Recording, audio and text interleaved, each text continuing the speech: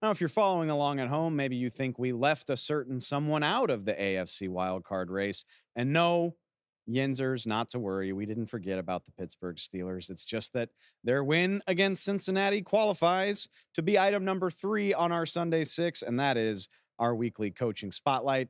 Today's coaching spotlight is brought to you by Verizon. It's the official private wireless network of the NFL's coach to coach communications. And yet again, another impressive performance for a first time offensive coordinator, or in this case, offensive coordinators. Eddie Faulkner and Mike Sullivan get promoted into the OC job after Matt Canada gets fired last week. And how is that for a transition in Pittsburgh? I can feel the vindication from Steelers Nation. They've been calling for Matt Canada's dismissal for what feels like 2 years, probably is 2 years. And we immediately see the payoff in the Steelers' first game without him, a 16-10 win over Cincinnati. What was it? 58 games without a 400-yard performance from this Steelers offense? They hadn't cracked 400 yards since the 2020 season. It's more than 3 years ago when Ben Roethlisberger was still slinging the rock around. At no point in Matt Canada's 2.5-year tenure did they manage 400 yards. Now, granted, it was the Jake Browning-led Bengals, but they also outgained their opponent for the first time this season. Baby steps, y'all. Baby steps. Two things stand out to me from watching this game, and that's A, Faulkner and Sullivan. To me, it clearly seemed like they were focused on finding a safety blanket, an easy button for Kenny Pickett. And that guy goes by the name of tight end Pat Fryermuth, targeted on half of his routes run. He was targeted 11 times, ran just 23 routes on the day, 9 catches, his first 100-yard performance.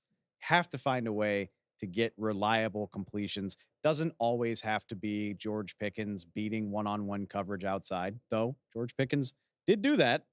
But I don't think it's a coincidence that when you have a tight end reliably getting open in advantageous situations, easy throws and catches, Kenny Pickett finishes with his second best passer rating of the season.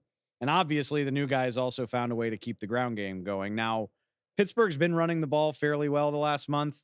They've had success doing that at times this year.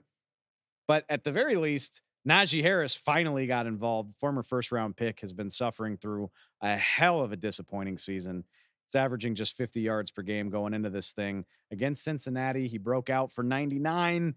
It should have been 100. He got to 100, and then he lost some yards just after he crossed over that threshold.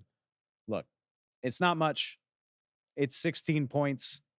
There are going to be tougher games than beating the Jake Browning-led Bengals, but it's not the Pittsburgh offense isn't going against Jake Browning. They are going against a pretty damn good Cincinnati defense that gets a lot of credit under Lou Anarumo. So, yes, 16 points isn't exciting, but when you crack 400 yards for the first time in almost 3 years, it is worth spotlighting. That is our coaching spotlight for the week. And if this is what they can do against a solid defense, like they've got winnable games coming up. Cardinals and Patriots on the horizon.